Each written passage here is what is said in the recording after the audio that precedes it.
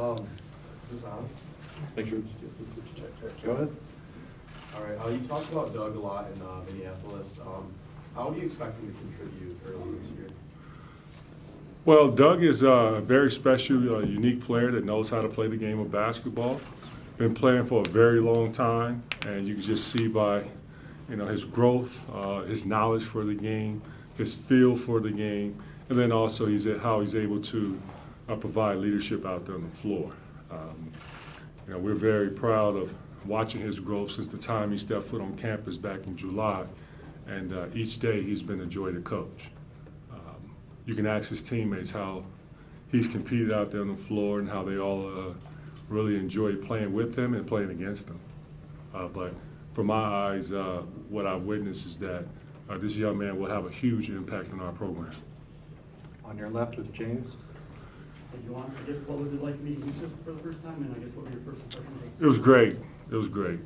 I've had a lot of conversations with him on the phone, Zoom calls, and couldn't wait to get the opportunity to see him in person. And I just recall when we were all in Paris and knowing what time he was going to arrive, I was waiting downstairs in the lobby, and it wasn't planned. It happened so organically where the guys was like coming downstairs, and I don't know how they found out what time he was arriving, and it was just beautiful to see how they all wanted to be there to welcome him, not waiting for the next morning because he arrived at night, but being there when he touched in on the hotel lobby floor. And so I'm happy, for our team accepting him, and I'm also excited at how he's adjusted thus far to Ann Arbor, Michigan.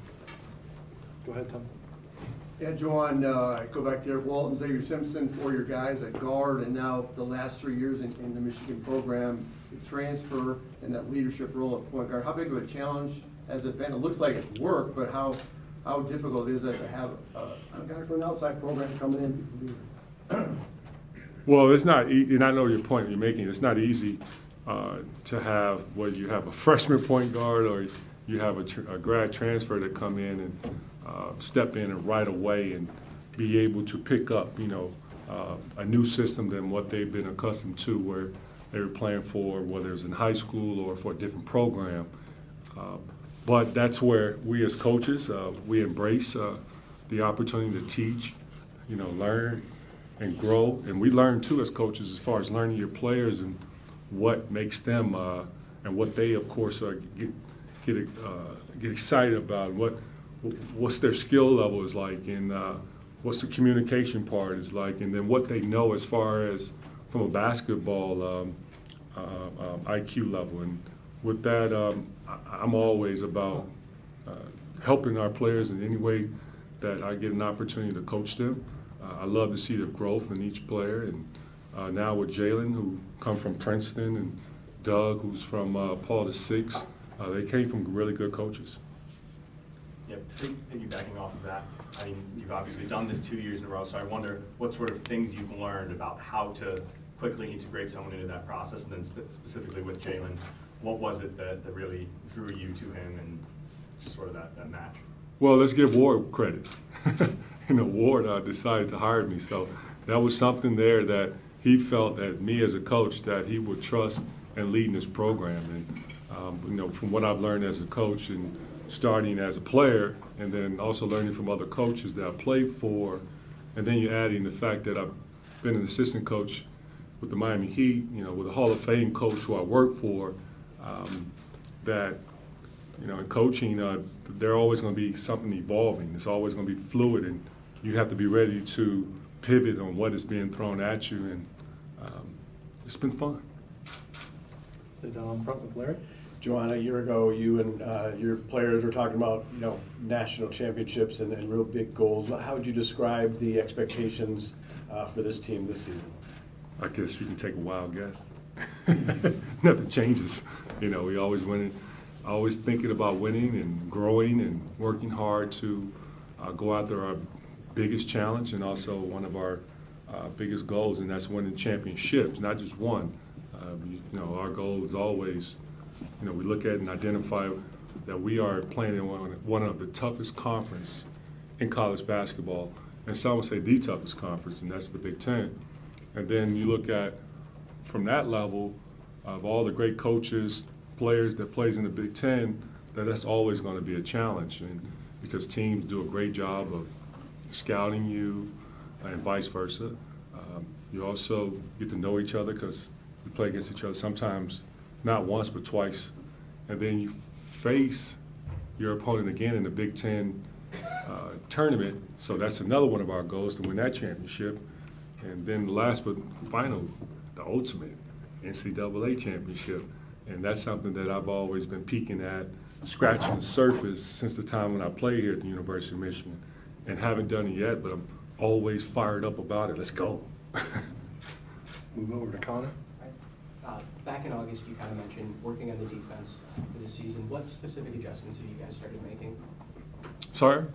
Back in August, you mentioned like working on the defense for this season. What adjustments have you guys made? It's always about growing on the offensive end as well as the defensive end.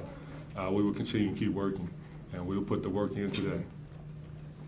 On your left with John. I know you feel like you have a roster full of sons, but 2 of them are named Howard. Can you talk a little bit about that, and if you ever catch yourself maybe being a little tougher on them than other guys?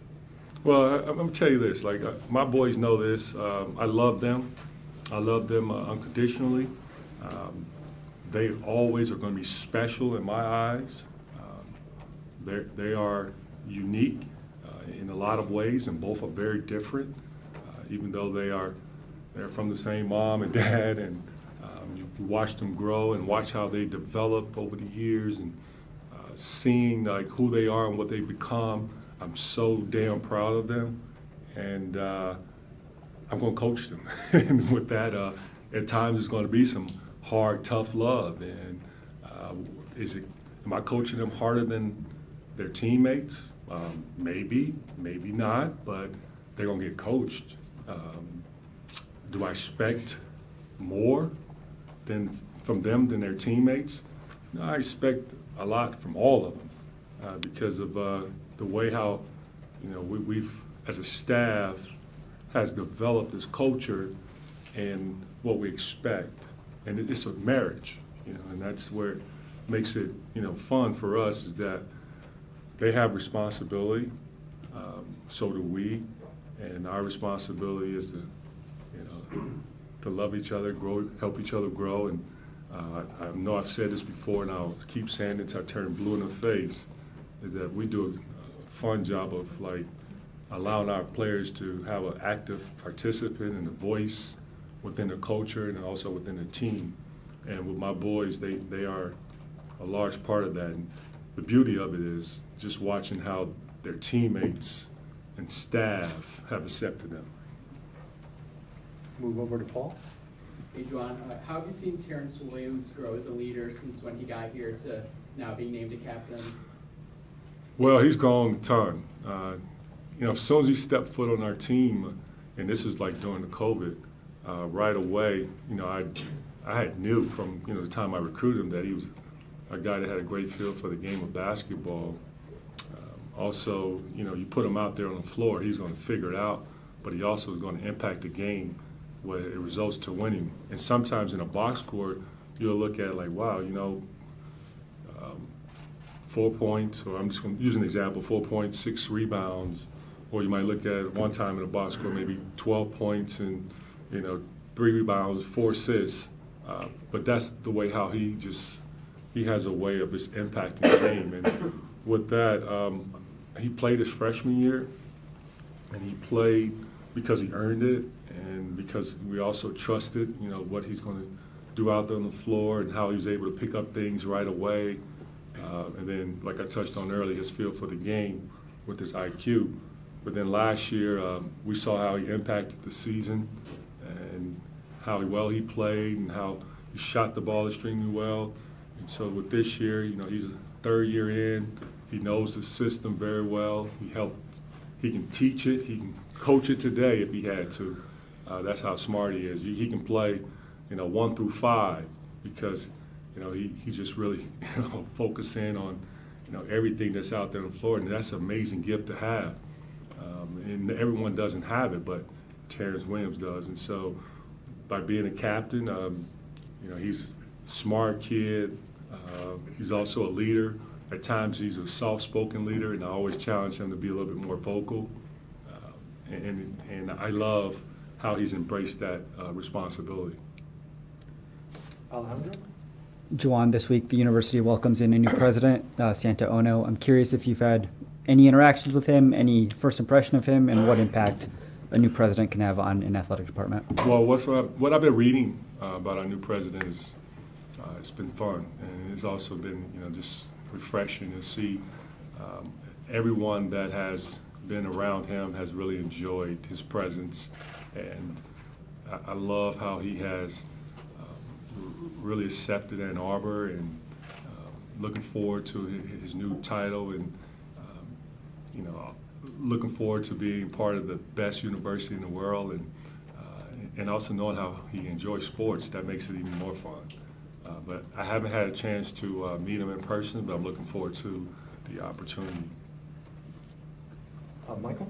Juwan, when it comes to Hunter and Terrace up front this season, how do you see them kind of complementing each other, and how do you balance the development of Terrace while not wanting to take Hunter off the floor a whole lot? Well, I'll tell you this, in practice they've both been challenging each other, and it's been great to see how they competed, and it's also nice to see how Hunter has been great with his leadership and helping Terrace. And Terrace is another guy that he's a competitor.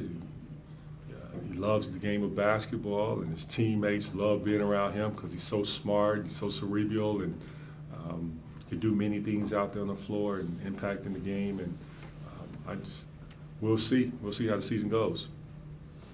Andrew? Hey, Juwan, back to Youssef. Just the fact that you weren't able to meet him in person before he committed to Michigan, signed on. What was that like, having to do it by phone and get a feel for him as a fit? I know that's a very important thing for you. Well, was it 2 years ago when COVID hit? I mean, that was a ton of our recruiting back then, and I can't keep up with the years, but it goes by so fast. Haven't had really a normal year yet since the time I've been the head coach. So we just have to figure it out as you go. And I think we've all in this room have figured out how we can use Zoom and do things remotely. I'm sure with your job, you've worked a lot at home remotely. That's just been some of our new normal, and that's with Yo-Yo. We've been able to connect a lot with Zoom calls and phone calls and FaceTime. And then what have you learned about him, maybe even off the court, that you didn't know during that Zoom recruitment that you picked up since he's been here? Well, we still are getting to know each other more and more, but there's always new things, especially when you interact with kids. I don't know, do you have kids? Yeah, there's always something new with kids, and he's not a man yet, so I can call him a young man. He's still a kid to me. Back over to Paul. Has the way you approach the preseason preparation changed from your first season as a head coach here at Michigan to now in your fourth season? I'm still boring, same. We stick to the same thing, same script.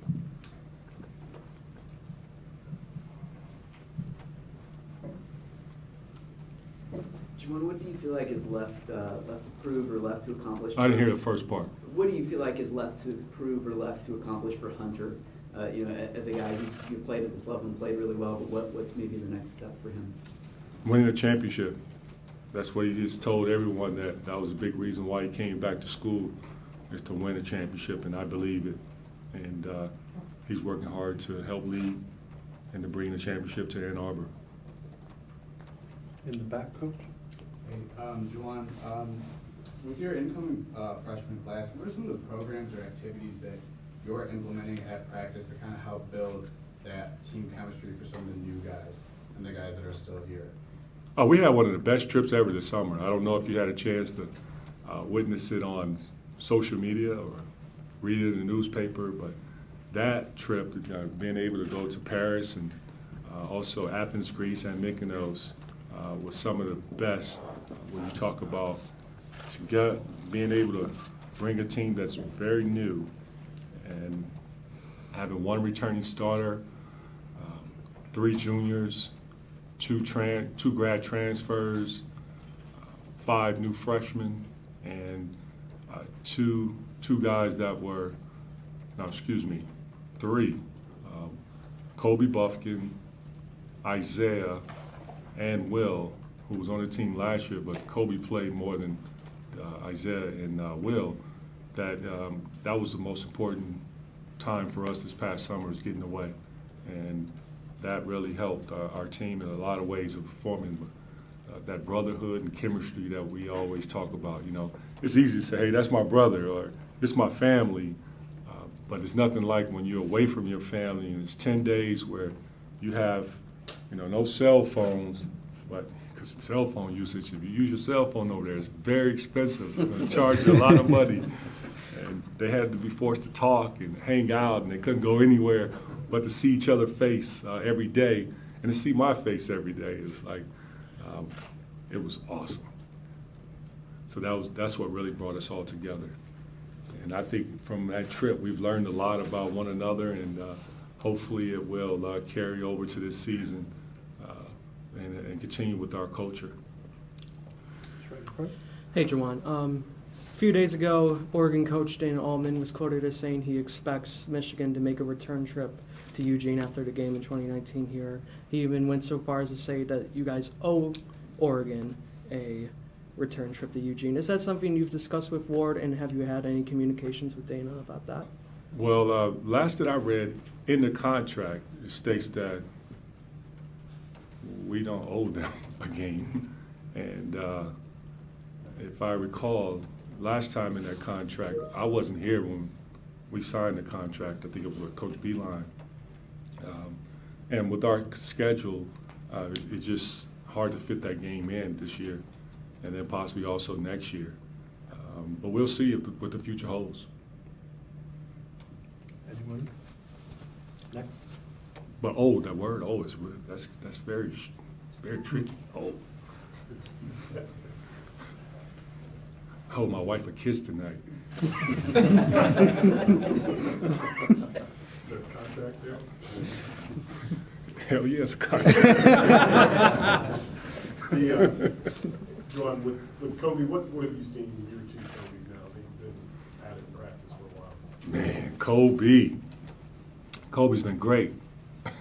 Kobe has a chance and to really impact this team in a lot of ways. He can shoot the basketball, he can score, really good finisher at the rim. He has really accepted the fact that what his timetable is, and knowing that what his timetable may be is different from others, and that's hard. That's hard, but he's very mature in knowing the person and what the player and what his goals are. And I love how this, and I said it earlier before in some of our press conferences, I think you were there, was this summer and spring he had stayed here in Ann Arbor and worked out pretty hard with Sandman, and then also he worked out in the gym with some of our managers. He came in here alone at times. He got a lot of work in. Spent time in California working out with a trainer that he's very comfortable and familiar with. But he has been on a mission, and he's going to impact and he's going to have a big year. And that's what I expect from Kobe, a big year. Going to go back to the back. Hi. So we talked a little bit about sort of the team building and sense of brotherhood amongst the players, which is, in a sense, the family within a larger family of the university. So for this upcoming season, what would you say is the message to the overall U of M family, from the visitors, the fans, and alumni? What is the overall message that you want to send to them with this upcoming season? Well, we've been a very competitive team, and we're looking forward to bringing our fan base, being present and being supportive throughout the season. I know Mage Rage is going to be in the building consistently, bringing the energy. We'd love to have the fans join in with the Mage Rage energy and be supportive in a lot of ways, whether there's runs is being happening with our opponents, or our team is getting stops and diving for the floor for loose balls, or getting charge takings, sacrificing their body. we're going to need everyone to chip in and bring that energy and juice. So I'm excited. I know the guys are, but as a whole, we need to fill Chrysler. That's pack the place, no matter who we play. Be there. And I know at times we're going to have games pretty late at 9:30. And get your coffee wherever it takes. Ed? Juwan, did you see high-level leadership type qualities in Jace when he was a young kid kind of growing up? Who was that? Jace. Oh, yes, of course. Jace is very comfortable with himself. And that's why I respect Jace so much. He doesn't care how people think or view him. He's a young man that not afraid to speak up when some may be afraid. He's a very smart kid. He's a coach's son, and that helps a lot too. Let's call it what it is. He's played sports, different sports, football, basketball, but he's been a leader in the classroom, so it translates very well. And nice to see how he's been able to take on that voice this year and not be afraid. But he's learned from guys like Isaiah Livers. Isaiah Livers was a guy that was big in his ear when Jace was a freshman and helping Jace transition here at Michigan. Shawnee Brown was another great leader for Jace, and he picked up a lot from Shawnee Brown. Shawnee was consistently bringing leadership every day in practice with his voice and his hard work and toughness. And Jace has really took notice of that and has brought that every time he's getting an opportunity to in practice or in games when he played last year. So I'm not really surprised, but I am happy for him in his growth. And being a captain for his team, we're going to need his leadership. He deserved to be a captain. The guys, his teammates respects him. And it was just nice to hear, like Jet one day, we were talking and we were just chatting it up. And I try not to talk about basketball a lot when I'm at home with my boys. And Jet just brought it up. He was like, "Dad, you did it right." And I'm waiting. I'm like, what are you talking about? He's like, the captains that you chose, those are the right leaders for our group. And this was after when we got together in July, because of the summer session, we were allowed to work 4 hours per week with one another. And then we had 10 practices leading up to Europe. And then we went over to Europe and played those 3 games. And I just watched the team. And sometimes, and I've been on teams where the players are allowed to vote for their captains. And I've been on those teams where the guys that they vote for a captain end up being the guys for a popularity contest. And are those the guys that are really leading, or do they really know how to lead? And sometimes no. And folks lead in different ways, and I know. And some people are not just natural-born leaders. And so with Jace, he's a natural-born leader. Michael? Juwan, with Caleb and Eli moving on, that's a lot of three-point shooting that they took with them. What have you seen from the group when it comes to perimeter shooting, and who do you think can step forward there this season? We've gotten better from the three-point line. We've gotten better. You'll see it this year. Go ahead, Sam. Juwan, to pick up on what you just said about the popularity contest, I'm curious, the Hunter leadership quotient, different having guys want to have fun with you and having them follow you. What has that process been like for him? Is that a continuous challenge to him for you? And then with Cole, to get back with him, he's not a very quiet, very loud guy naturally, right? He's kind of a quiet dude. Have you kind of seen him be more vocal? Yes. Great question. Hunter, he's a different kind of leader. Like last year, Hunter, he's a leader, but he led more by example. And he allowed Eli to be more of the vocal leader and challenged Hunter to be more of a leader. And he just didn't want to get out of his comfort zone. But granted, Hunter, everyone loves him. He's so funny.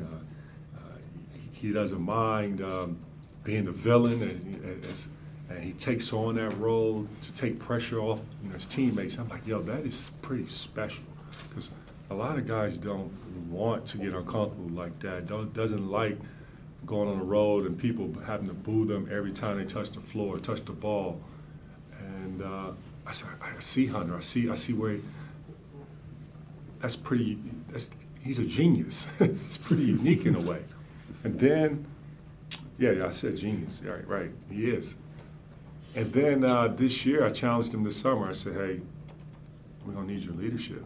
And he accepted that role. And he's been more vocal, knowing that he doesn't have an Eli he can rely on. And with Kobe, he is soft-spoken, but he's smart, he's sharp. And when he speaks, people listen. And you don't have to always have to talk to be a leader. You have to pick your spots, and Kobe is smart enough to pick his spots, but he's also comfortable within himself, knowing who he is and also understanding his role. And he knows that how we play and what we expect from guys and the energy level in practice. But what I love about Kobe that's so special is he takes ownership when he's not doing his job. And a lot of folks can't do that. And he also will allow you to coach him. Go back over to Tom. Yeah, Juwan, a lot of presidents of former Michigan players now in the NBA. Jordan Poole, NBA champion. How much of an advantage is to have former players in the NBA and make that linkage? Is that something you can sell, obviously, as well as your background in the NBA? Well, it's been great to see how this program here at the University of Michigan has been doing great as far as putting guys in the position to further their dreams and goals. And for those who want to make it to the NBA, the success that we've had of having a lot of Michigan alums, play on the professional level. And Michigan program is, we do it silently. Some other programs, they might publicly announce and make announcements as far as, we put these guys in the league, we got this amount of players in the league. Some programs have a different model than we have, and that's okay too. But with Michigan, we're proud of our guys, but we don't stick out our chest and start bragging on who we're putting in the NBA. But Jordan Poole and all the others that are in the NBA, starting back to the guys that played before me, and the guys that are now that recently, like the Musa and the Calebs, it's just great to see that these young men is getting an opportunity to do something they love doing and being able to accomplish their goals and dreams is playing on the next level. But let's keep in mind, too, that those who don't make it doesn't mean that they're a failure either. And that's the beauty of this Michigan brand and being an alumni here, is that you get an education at the University of Michigan along with a degree, you're walking right into a good paying job that's going to help support you and your family. And I'm an example of that, right? I want to have this job right now if I didn't get my degree. Does anybody have anything else? John? Michigan or Penn State tomorrow? Don't play with me. You see it, baby. It's May's out too, right? Yeah.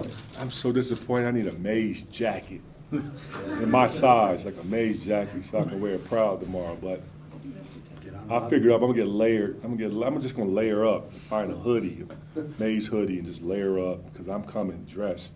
And I'm also not only coming dressed, but I'm gonna be loud. I'm gonna be active, and I'm gonna be yelling defense, defense, defense. That's the only thing I know. I'm so excited about the boys in the game tomorrow. It's gonna be fun to see Chrysler and see a lot of our alums coming back to come support the program and see Harbaugh and his team, Coach Harbaugh, and his team. It's gonna be fun. Con? Yeah.